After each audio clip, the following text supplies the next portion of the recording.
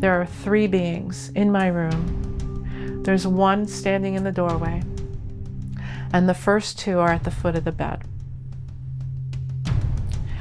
And now I'm fully awake, paralyzed, unable to speak, and I'm watching them come along the foot of my bed to the left side of me. And the first one comes up right next to me, right up about at my hips. And he extends his arm like this. And he has these long hands and long segmented fingers, like 5 segments. And he takes one finger and he puts it in my nose and he pushes my head back into the pillow. And it hurts, it's sharp, but I can't scream, I can't move, I can't even raise my hand to knock him away. I can do nothing. And I'm terrified, and I don't know what's happening, but I know it's real. It's not a dream. I'm awake.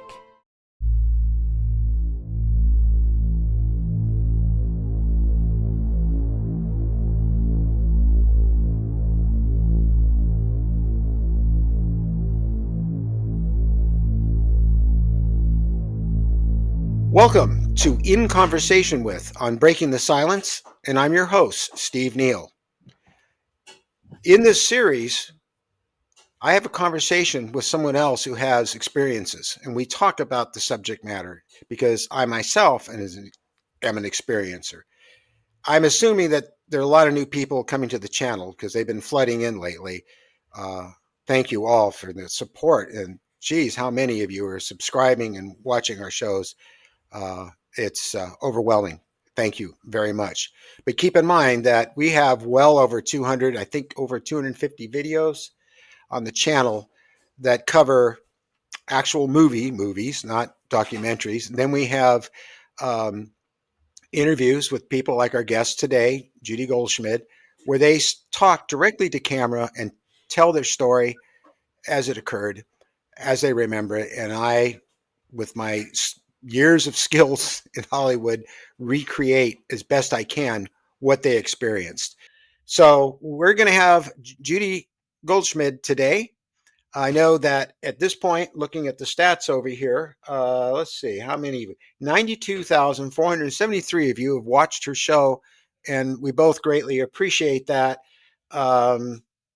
It's amazing. It really is. And thank you, Judy. So, Judy, welcome to In Conversation With. Let's get down and dirty. Not too dirty. No, Well, I answered my not too dirty. You acted rather surprised when I told you how many views that your show has had. I know that a lot of people have had a lot of questions, and I know you've been rather timid as to go in and look at the questions, the comments, because, and I well understand that, because overall, I would say that probably 96 to 97% of the people who comment are very kind and want to share their story with you and would like to reach out to you and like to talk to you about what you described, what your story. But there's always that small percentage that's very mean, very unkind, and that's a real put off to a lot of our guests on this program because it's very disturbing to them. What we do, and we do this almost hourly. Mary and I both monitor the comments in there.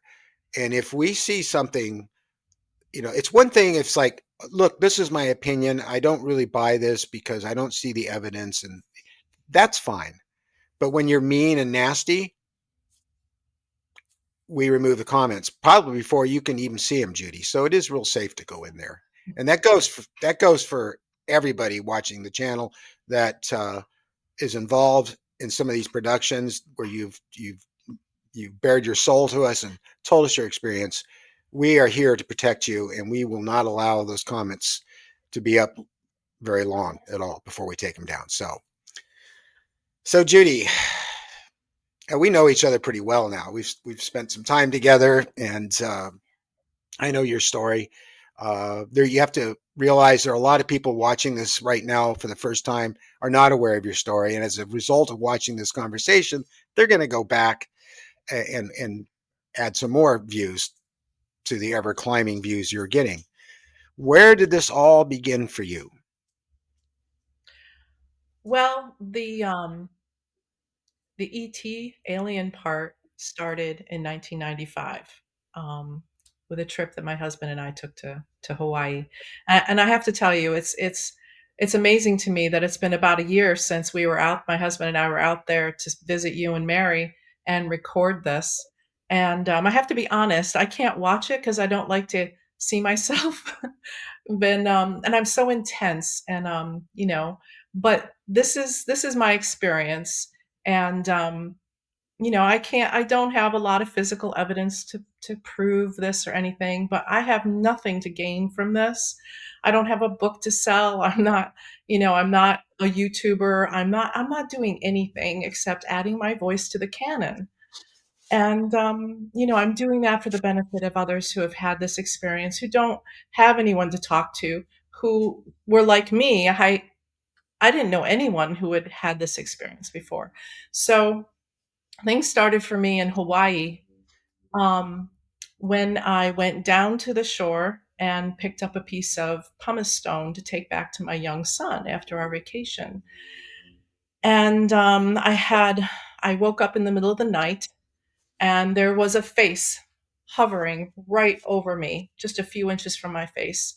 And I saw it very clearly. I was very much awake. I was waking up, because I had to use the bathroom.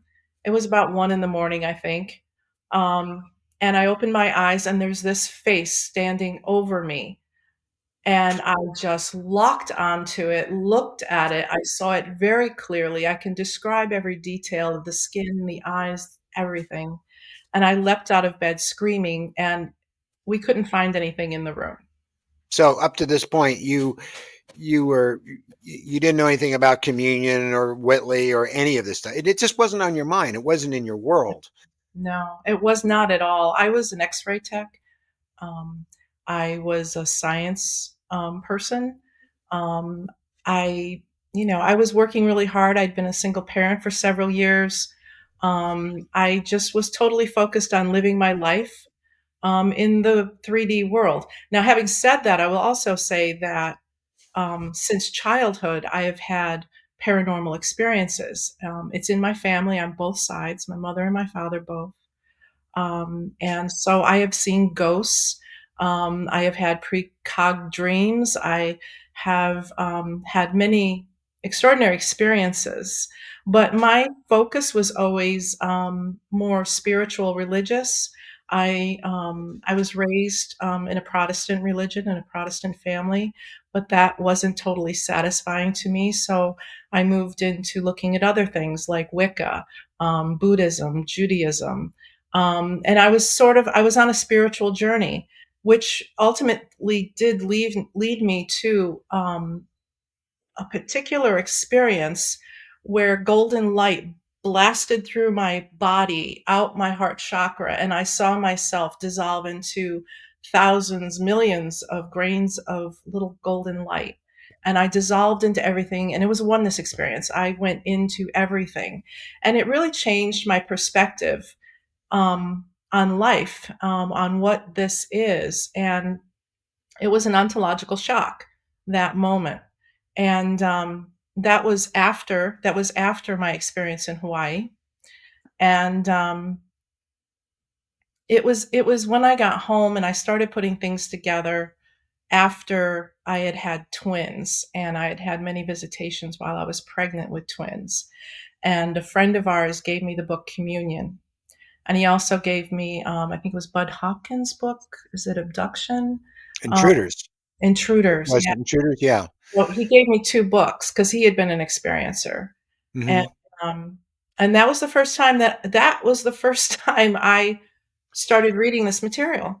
You know, as you're speaking about these things, you're speaking for a lot of people, thousands of them out there, who right now watching this are saying, "God, that's everything that happened to me," and I didn't. know that my paranormal experiences were connected with these experiences with the visitors.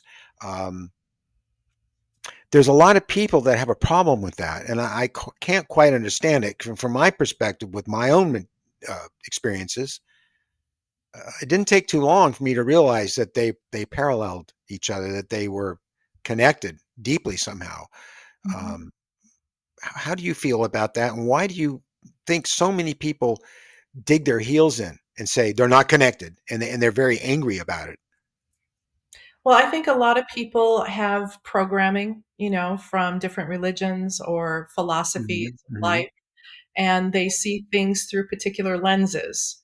I know I have, but as I have grown and matured, I'm now in my 60s. My idea of what has happened to me has changed over the years. I've evolved as a human being. I think we all do. I don't think we should stay stuck in one box of understanding when the world the is so vast. And there's so much out there that we don't know, and science doesn't explain even a little bit of it, I suspect. No, you know no, it doesn't. and yeah, and so I know when you say you feel something or you think something, and people are going to come down on you and say, well, how do you know that? Give me the proof. But you can't really give them any proof of these things. And I think it's really a personal journey, and if you want to take that Yes, it's journey, true. that's your choice. You take the journey. If you want to know, don't sit on YouTube and listen to people like me. Go on the journey yourself, because that's what I did. I was a Explore. spiritual seeker. I Yeah. was seeking God. I was seeking God. And I got aliens. I got paranormal experiences. I got an It's enlightenment. all connected. It That all came they, and it's they, all in the same place, I think. It's in it this, is. I mean, the It Native is. Americans, with the other world, and it comes through in our culture and movies like Stranger Things. I mean, that's that world, that's that shadow world, and it's right next to us. And I think it's just a different, maybe vibrational, a different, frequency, or something interdimensional. I don't know what it is. I really don't. Well, I. that's it, isn't it? I mean, we're having this experience, and for each of us, we know it's real because it's happening to us. Mhm. Proof is kind of not important. It's not important to me. I Yeah. don't ask people who say that they experienced Jesus proof. I don't. I'm not judgmental about what they experienced. I wasn't there. Mhm. Um, they probably did. But to say you don't have any proof, and for that reason, I can't believe you, I think is just wrong. Yeah. I really do, because so many people that do come after us are deeply religious. I've seen it in the comments, and if we were to turn it around on them and say, "Well, where's your proof?" they would get very angry. That's different, Yeah. because what they would tell you is that their faith is based on thousands of years of documentation and the Bible and all that kind of stuff. Yeah, but the indigenous people have been documenting interaction with non-human intelligence going back thousands of years too. This is nothing new. Yeah. But, so I think it's just, I don't question their faith. I appreciate it. I admire them for their strength. And it kind of hurts people like you and I when they turn it around on us and say, "Well, where's your proof?" Yeah. And you're just lying and all that kind of stuff. I just I'm hoping we can break through that at some point in time. Yeah. I've experienced that in my personal life. I have a cousin and I love her dearly. We've grown up with each other since we were babies. And she's backed away from me. What happened, and it's just been recently, actually, within the last year, where I showed her the video that I made for you. And Oh, wow. yeah, yeah, I did. Well, I did that because I didn't know that she had any experiences. Hmm. She's She told me that when she was little with her mom, my aunt, and they lived next to a lake, and I used to be there all the time in the summers especially. And she told me that a couple of times they saw craft in the daylight, in the daytime, coming over the lake and right over their heads, right over their house, over their street. And so she knew from a very young age that this was a real thing. And yet her faith in her religion has brought her a very narrow definition of what that is. And what she's come Yes. down with is that it's demons and that Yeah. it's evil. And I, you know what? I have discernment. I have discernment. I know when I'm dealing with something that's dark, and I know when I'm dealing with something that is light. It's very easy to tell. And they'll shake their heads and say, "Oh, you're being tricked, you know, the devil comes wrapped in light." And you know, this is just, to me, it's BS. I know what I'm dealing with. I have discernment. I have been living this life in two worlds my whole life. And it's just natural to me. It's not supernatural. It's just natural to me that I have these experiences. And while I don't know really where it comes from or what it is, I know that it's real for me. That's it. That's it right there. I mean, I just I have to admit, I don't know what I don't know, and I know I'm having this experience. I know I've had it since I was a child. I'm still having it, uh, and if I'm asked to define what it really is, it's difficult to do. I do know that it is connected with consciousness and um, and spirit, and beyond that, um, like you, I don't feel that it's a negative thing. When a person walks into a room that you've never met before, um, do you get a sense from that person that that person's okay? Or Yeah. wait a minute, Yeah. the BS meter goes on alert, the Yeah, red flags are absolutely. going. You get that. I think part of it, now I do have a background in psychology as well. Hmm. So I know that part of that is because I had a traumatic childhood. Hmm. And I know that that was a survival instinct for me to be able to read people, to be able to suss out if they were safe or not. And I was wrong a lot of times when I was a child, and I was fooled a lot, and I was hurt a lot. And I think, you know, you pick up on micro movements of people. I think, you know, everything is your antenna is so wide and vast, and your body is a receptor. And I think beyond what I'm seeing, like your facial expressions or your bodily movements, I'm also picking up something in my heart.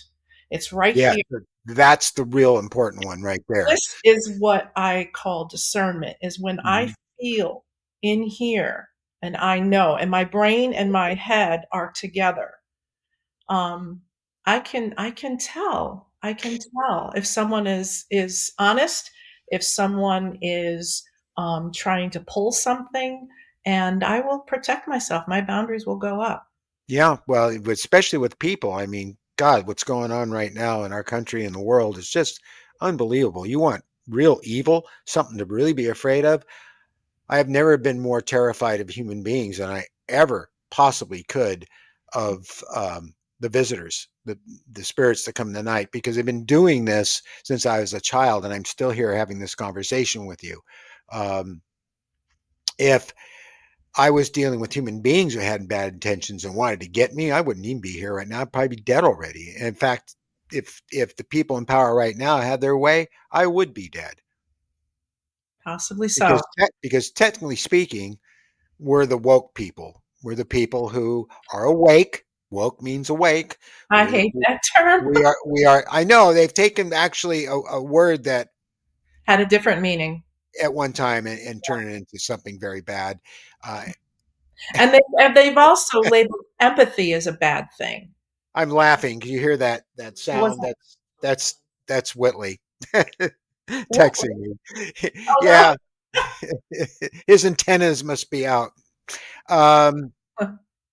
Yeah, yeah, it, they've taken our empathy and weaponized it as well. yeah. Empathy is now the same as weakness. I've been seeing things come across my feed. This one guy is saying, empath is just another name for somebody who is traumatized and has weaponized their trauma. And I'm just like, wow, that is a And really, empathy has been turned into a bad word as well. I know it's twisted. because they don't have empathy, and I don't even think some of them know what the definition of empathy is. But uh, so then you've got the visitors, and There are those that would argue with you, Judy, that you may feel you know that they have good intentions, that they can get inside of you and make you think that and make you feel that. And I don't know for sure if that's true or not. I'm just going to be fair here, but I'm not going my to be. heart, my I'm gut not going tells to be me fair, there's Steve. no way. I know There's my mind. I've been a meditator for 30 years. I know my mind. I know my thoughts. I observe my thoughts.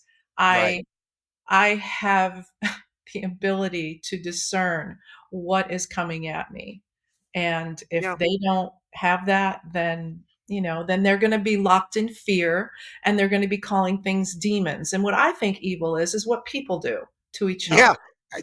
That's evil. I'm gonna agree with you there. What did they put those marks up? 700, 100, 700%. Yeah. You know, it's you're absolutely right, and we're dealing with so much of it right now. It's horrible. Well, that's why on this channel too, all the other channels, so many of them, not all, certainly not Whitley's, but many, many others. They're all about the fame, the attention, the money they can get. And I found out today, and I won't say names, that certain really big channels don't remove comments because they don't have the time to deal with it. Or the staff. And that also means they don't have the time to care about their guests they have on. Yeah. Because they cared about their guests and they cared about the souls that came on their channel and spilled their guts. They go in and get rid of those comments that say such horrible things. Yeah. No one needs that negativity. You know, So you know there, what I there again, there's your evil. You know, It is. It's uncaring. It's callousness. yeah. It's the opposite of empathy. It's not caring about someone else's feelings. This channel is for you. It's for all the people. For me, Mary. It's for all the people who have these experiences, and the general public that comes in here and watches. Some of them they stay. A lot of them stay, and a lot of them really appreciate what we're doing, and so we keep expanding the awareness of people outside of this bubble about what this experience could possibly mean, and that's a really good thing. And that's what you've done by contributing the way you have. You've been on our show when we did a live stream once. You flew out here with Andy and stayed with us and recorded a show with us in front of our actual cameras, not like this. Um, it got our channel. Oh, it went up some more, over 92,000 views. And for a channel on this subject that isn't trying to be clickbait, that's enormous. And it's doing a lot of good because I know you're not looking at the comments, but I'm telling you, 97 to 98% of these comments are in such support of what you've done. I'm glad. Um, That makes me feel good. and That they all are sharing their little bits of their experience as well, but they're reluctant to come to us. They have a lot of fear because of their job, their families, and I completely understand that.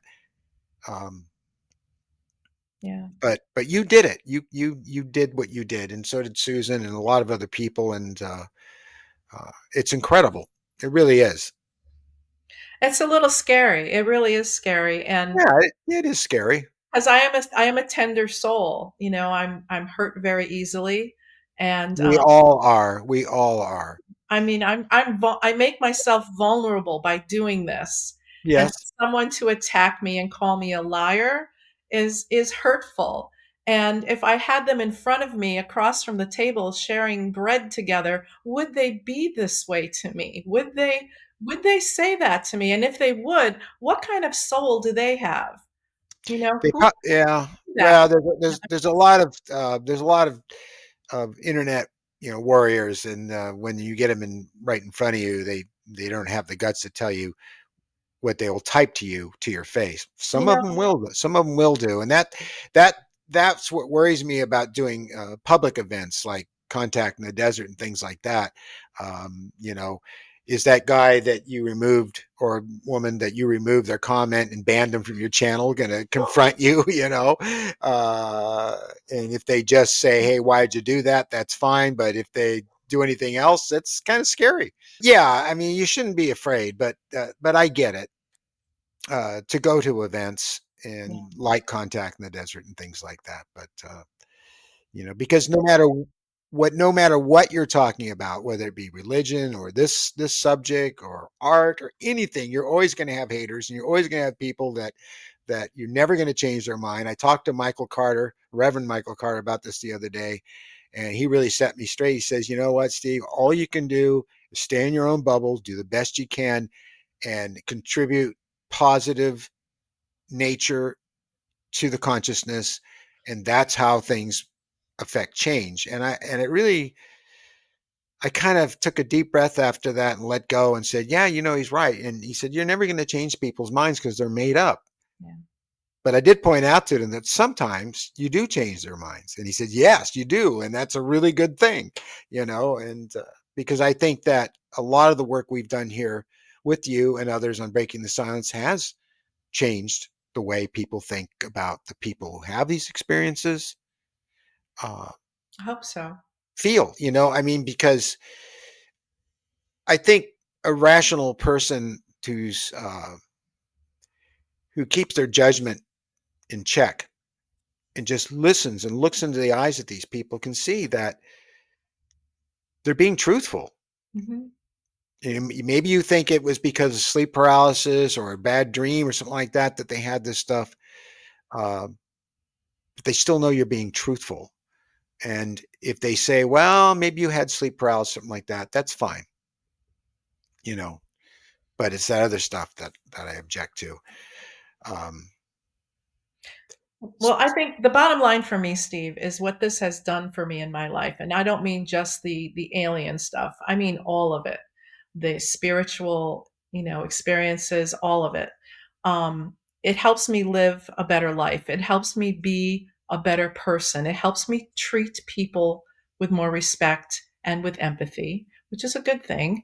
And it enriches my life. It has made me more present in my life. It's made me more grateful for this amazing place that we're in. And we don't know why we're here. I'm watching that show Severance. Have you seen that? Have you seen Severance? no, no. Oh, oh, you should watch it because I really think it's a good metaphor for what's happening here. I think I'm in Innie and my Audi is up there in that beautiful place in heaven, making me come down here and experience all this stuff. So watch Severance. I've heard this a bunch. I've heard Yeah, this over and over again. yeah, Did yeah. you watch Debbie Cobble's show that we did on her, where she spills her guts to camera? Deb, yeah, yeah. I was listening to Yeah. Deb. You Yeah, remember what she had to say in closing? It's everything you're saying. it's the same thing. And I Yeah, hear it from so many people.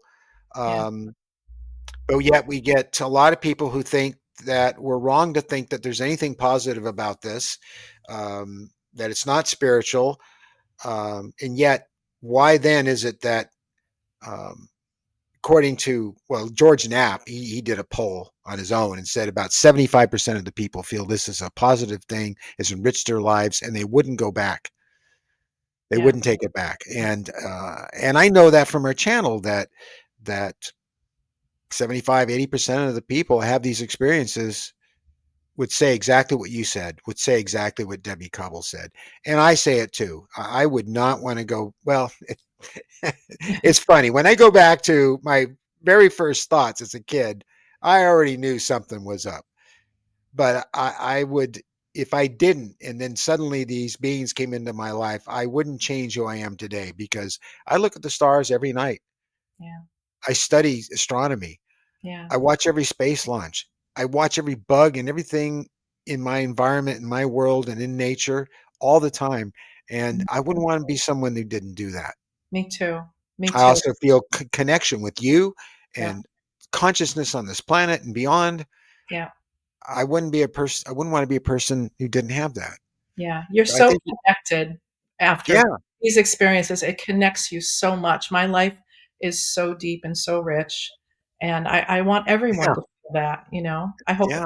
everyone can feel that. So Yeah, is mine. And I know a lot of people who watch this channel want to hear blow by blow description of um, what happened. And what did the craft look like? What did the inside look like? How was it when they came into your room? Did they really walk through walls? Did they, all these things, this is the stuff they're really attracted to and want to hear. And we try to we try to say, okay, that's great and fine. And we were right there with you. But after all these years, we have evolved with it. And our interest is really in how we spiritually connect with this consciousness and it with us. And are we them? Are we, I mean, the film I'm making right now is about that. It's about the fact that, there are probably consciousness and beings and aliens, for lack of a better description, out there that have lived millions and millions of years. They've seen it all. They experienced it all. Their technology has gone to such a level that there's nothing new. So they start exploring the lives of other beings and other young worlds to see if there's something they can experience they haven't experienced yet. And what better way to do it is to live through us. Um, Yeah. so you expressed that Yeah. when you were talking to me a while ago, and in fact, you Yeah. know, I am them is the title of your show. Yeah. I think we're all connected. Yeah, I We're all do. connected. We're all part of the same thing. We're all part of the of God, or the energy that animates everything, and it wants to know everything, and it learns through all of us.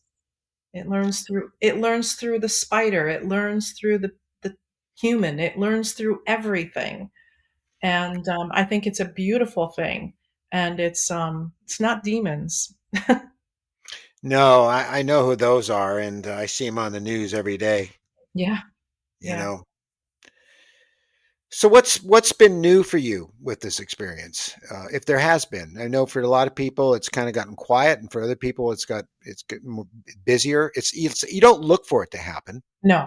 No. It No. just happens, or it doesn't happen, and it may not happen for a long time, and you'll kind of get away from it mentally and get wrapped back up into your bubble in your life, and then out of nowhere, kaboom, Yeah. something happens again. Like, hey, don't forget about us, or don't forget, about this. It's something like that. Has that been happening for you? Yeah. Well, I have not had the kind of experiences that I was having back when it started in Hawaii, and then again when I was pregnant with the twins. So that was between 95 and 99. That was the most intense time with this experience that I had. And at the end of it, when it ended, it was because I stood up to the tall white female and said, "You got to stop doing this to me. These are my babies. We put them in there. We did IVF to have these children. I went through 5 years of infertility and miscarriages and all of it." And I told them, "Stop it. Stop taking me." And if you had interviewed me during the time that I was pregnant with my twins, I was not really conscious in this part of my life, this 3D world. I really wasn't acknowledging those two parts of my life were not connected yet. It wasn't until later that I put it together. And it was communion really that woke me up to this. But I was also aware of it at the same time, which is very strange because when I was on that ship and I looked her in the eye and said, "You have to stop doing this to me," they did. They stopped, or at least I stopped remembering it. I can't say for sure if, I never got taken again, but they they they listened to my request. And so what happens with me now is just the normal paranormal stuff that I get, precognitive dreams, I just, telepathy, knowing things before they happen, knowing what people are thinking or about to do. These things happen all the time. I mean, every day there's synchronicities and things, and it helps me live my life. It helps me move through my life in the most productive way. Um, and like I said, it helps me stay present, to what's happening right now. And so, no, I'm not having those kinds of experiences anymore. Um, but I always have had paranormal experiences, and I still am. Yeah, me too. Me too. It goes on and on. And I mean, there could be things like suddenly there's a bright flash in the house, or there's a sound that you can't identify. It doesn't have anything to do with any of the electronics or the hardware in your house or your refrigerator or the doorbell or anything. It's something unique. You hear footsteps. I have You something going on right now, Steve. We've just moved into this new house. I'm in it right now, down here organizing. Yay! Finally, Finally, we're yeah, closing next week. So I've woken up a couple times in the middle of the night and something's tapped my bed, and it's 1, 2, 3, which is not just random. And I look at my husband and he's stone cold, like out, he's not moving at all. We don't have cats, we don't have dogs, we don't have any animals. Um, and you it's know about the three knocks, right? tell me, what about the three Well, now? no, it's in Whitley. It's in communion. Oh yeah, that's true. Yeah. So Yeah, that's what I'm getting on the end of my bed, down by my feet. It's a 1, 2, 3. And the last time it was just a couple nights ago because I'm here alone. Andy's up there working still. And yeah. I just, in my mind, I said, you know what? I'm really tired. I don't want to do this right now. And I went back to sleep and nothing happened. But I have a feeling that things are going to start ramping up as we move more fully into this house and we're here. Something's waking up again for me, and we'll see. We'll see what happens. But I have this, this place, this house. The energy feels very clear to me. And my son's a shaman, my older son, Right. and he came down. He helped us move some stuff, and he came down. He's like, "This place is really clear. It's really the energy. It just feels really light in here, and it's really nice." So whatever's tapping on my bed, and it's happened 3 times, whatever that is, it doesn't feel dark. I'm not feeling anything scary, but there's something that wants to play. I don't know. Something Yeah. wants, something wants to contact me, and eventually I will say, "Okay, let's talk." They my feeling is they, whoever they is, the grays, the just spirit, whatever it is, Yeah, it's always been there. I mean, I recall it as far back as I can remember. me And too. it's the kind of things you're talking about as far back as I can remember. And they still go on. Um, Here it comes. I said I wouldn't talk about this, but it just popped into my mind. So Go for it. maybe they want me to talk about. Well, I woke up with the covers off me again. Oh boy. And it's very cold right now for us. It's like down to 48 last night, and Mm. we don't use the central heating at all. Um, so we tend to sleep under a lot of covers. Mm. Covers are all the way off. I was cold, and my socks were missing. And one of them was on top of the covers at the end, and the other one was by my head on my pillow. Really? That's Yeah. interesting. Now, why did you Well, do that, Steve? Why would you take off your sock and put it well, by? that's just it. Well, someone's going to tell me, I know in the comments they're going to say, well, you did it and you didn't remember because you can wake up and you'll still be in an alpha state. And you don't remember what you did. So let's see. I sat up and I took off one sock and I put it down at the end, and then I put the other one by my head because I want to cuddle with it on my pillow. It just doesn't make any sense. And has that ever happened before? No. I've had my socks missing. Yes. And of course, everyone jokes about, well, what do they do with the socks? And I've always wondered too, because I remember Kim Trotman, right, when I had her on the show, she talked about one of them taking her sock, That's funny. and I even did an animation of the little gray taking her sock and walking off with it. And you've heard this, but is that play? Is that playing with us and kidding us? Do they have a sense of humor? I kind of feeling they do. Can't Mm. say for sure. I get that feeling, but they do stuff like that. They take things and then you can't find them. And you give up on it. You buy another one, and this has Yes. happened to Whitley, and you look back where it's supposed to be, and it's there. Yep. They did that to Whitley with his remotes, Yep.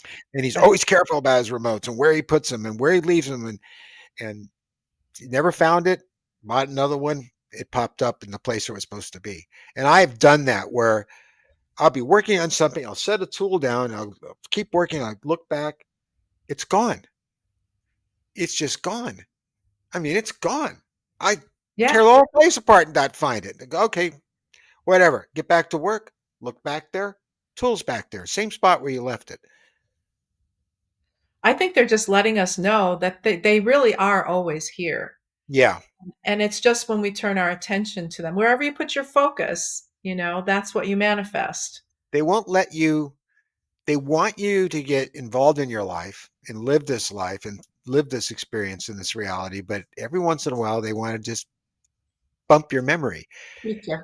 But Yeah. they don't do it with everybody. And I don't know why they do it with some people and not others. I don't It's a my- know. it's a mystery to me. This whole thing is a mystery to me. And the thing is, there's lots of people on the internet that will tell you, where they're from and why they're doing this, and they're trying to invade our planet and take over our species, and they make these alien babies, all this stuff. It's conspiratorial stuff, and they are emphatic. And I know this from comments and emails have been sent that Steve, you're wrong. This is really what it is. Uh, I I don't don't. know that any of that's true. I'm not going to say it's not true, but I'm just going to say I It's- don't know if any of that is true. Right. I don't know either. I Yeah, don't. I can only go by my own experience and your experience Yeah. that we share. I have my ideas and because I think about it, but I would never lock down and say this is for sure what it is because I really don't know. And I think a Yeah. person who can't admit that they don't know something is denying something inside themselves, Well, there's a lot And of so, that going. There's a they're lot of people in science. they just, if somebody's afraid and it makes them feel better to say they know something and they convince themselves that they know what things are, it's kind of scary, to kind of float in the middle of everything and with uncertainty. It's hard to live with uncertainty. And people who are Yeah, more comfortable living with uncertainty, I think, are more open-minded and able to cope with things like this when they happen in their lives.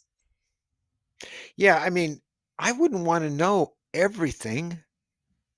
I wouldn't want to have answers to everything because what would be the point of existence? I want to know everything, Steve. I do. And I Oh, know I do too. But I'm not going to know everything until I'm gone from this planet, I'm sure. But that's well, even then, you may not know everything because if it's true that this consciousness is living life through us Hmm, to experience what they don't know because they don't know everything either. I right. mean, maybe they can go from one star system to another in a blink of an eye and have technology that allows them to grow new bodies for themselves and live forever. But dude, they don't know everything, regardless of how long They've been. they're. Yeah, Yeah, I think it's the central sun. Have you heard, like the Akashic records? That's where all of the information is held. And I don't think any single entity probably has access to everything. But although people say they can tap into, the Akashic records, and I believe them, I don't yeah, I don't I don't have that ability, but I believe that people can, you know? yeah. Well, you can be skeptical and still have an open mind, and Absolutely. you don't You should be. You should you be a little don't skeptical, but have an open mind. Yeah. yeah, and don't deny people what they feel they Don't believe. judge That's others. I mean, just come on. You wrong. have Christian philosophy, judge not, lest ye be judged. Do we need to go into Jesus's words? Because I know them. I was raised on them, and he was right. You What were know, you taught about Fatima? Fatima? Yeah, because I wasn't brought up religious at all. No, none, zero. But Fatima, yeah, I mean, from what I understand, what I've researched is that those little girls never said they saw the Virgin Mary. That was Fatima. later said. Tell me what that is. I know the word, but what? Fatima, it's the little girls in Portugal that had that experience with the bright light in the sky and the voice speaking to them. Yeah, I I'm sure, don't know a lot about that. That sounds familiar, but I don't know. oh yeah, I mean thousands of people came to see this event happen over and over again, and they saw the lights and the sun in the sky that flew around, and they saw an angelic being. Wow. That people believed that was the Virgin Mary. Um, um, but no one knows for sure that's what it was. They'd like to believe that and put their own spin on it, but from what I understand, and I've studied this, and there are people I know like Whitley and others have studied it a great deal more than I have, but they had an amazing experience. And when they reported it, people automatically assumed, because that's what they had to work with, is that it was religious in nature and it was Mhm. uh, the Virgin Mary. So, Yeah.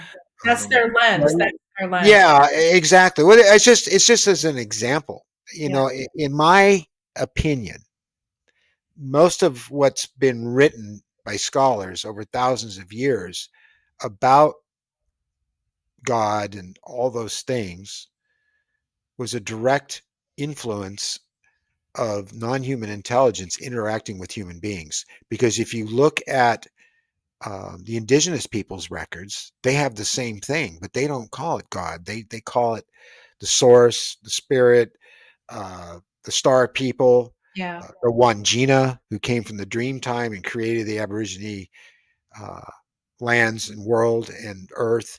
Uh, I know I'm getting some stuff wrong, and I'm Yeah. because I No, kind I of over all yeah. these things are flooding into my head, and Yeah. but you know, it's all the same thing, Yeah. Yeah. No, just I a know different a name little on bit it. about a lot of that stuff, a little bit, Yeah. a lot. Well, the And Aborigines, their stories are absolutely they're tapped in. fascinating, They're and tapped they yeah. sync up well with the indigenous people of this country as well. So Yeah, I think I find the petroglyphs out in New Mexico and stuff, just seeing that in person is just it's almost a religious experience. And I think the indigenous people were closer to source than we were. You well, know, yeah, I mean, you know, these star people uh, could come down and interact with them without fear. Today, yeah, no, no, we're they'd be coming down. they'd be with their AK-47s and things. I Yeah, mean, the indigenous people had spears and knives and things like that, but they didn't see these visitors coming from the sky as a threat. right, right. Because They interacted with them. They they spoke. were. If they They had could. been a threat, they would have annihilated them, and they haven't annihilated us. No, Yeah, no. Thank God the Borg never found us. the Borg.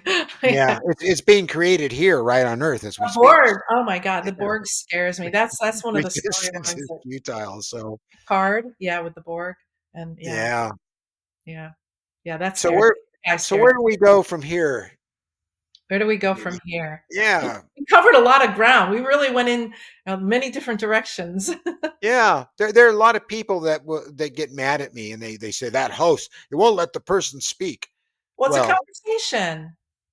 that's just it. It's the show is called In Conversation With, and we just talk. I mean, you and I have talked about this subject forever, and And in person. Yeah. yeah, and I know that the people would love to hear more about the things we're experiencing currently, but it's been so spiritual, and so much of it happens in meditation. Like yesterday in meditation before yoga, actually it was after yoga. It's called shavasana. You know what that is, right? Yeah. Vipassana, yeah. So Yes.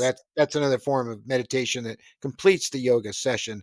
Right. And I'm telling you, Judy, all of a sudden I was right there. I was in a room. There were tanks all around me, but I was focused on one that was close to me, and it was like all glass. It had blue fluid inside of it. There was this beautiful woman in there. Her eyes were open, they were blue. The color of the liquid kind of made them bluer and made her skin look kind of bluish, but I think she was human. And she was in some sort of suspension with her eyes open, and this very thin arm with a long bony finger came in and just pointed at her. And that's all I got. But I'm Wow. telling you, Judy, it was it was real. I mean, Yeah. I was there. I don't know what to make of it. And I didn't get much more because the bells went off that end the Shavasana. Otherwise, I probably would have got more. We'd have gotten Uh, more. I'm not Well, sure this is what to make. I think it this is was just the a thing. You memory. know it's real. You know it's real because it's more like a lived memory than a dream. A dream is like smoke in the air you can't quite catch. But Yeah, these things, when they happen, it's not a dream because it records in your brain like a lived memory. that's right. I mean, I You I don't truly forget it. believe that myself. Yes. It's I different. It's different. So when people say, "Oh, it's just sleep paralysis, blah blah blah blah blah, it's just a dream." Or it's yeah. Sorry, there's different kinds of dreams. I've lucid dreamed. I've just regular dream processing things from the day. Yeah, I can see that that came in here and this came, things that happened in the day. Yeah, I'm sorting through it. There's a certain amount of that. But then there's times that I'm with a group of people and we're like staging something that we need to do and we're going on a mission and we're helping people. I live in service of others. This is my mission here. I came here, I went into nursing. I was an x-ray tech.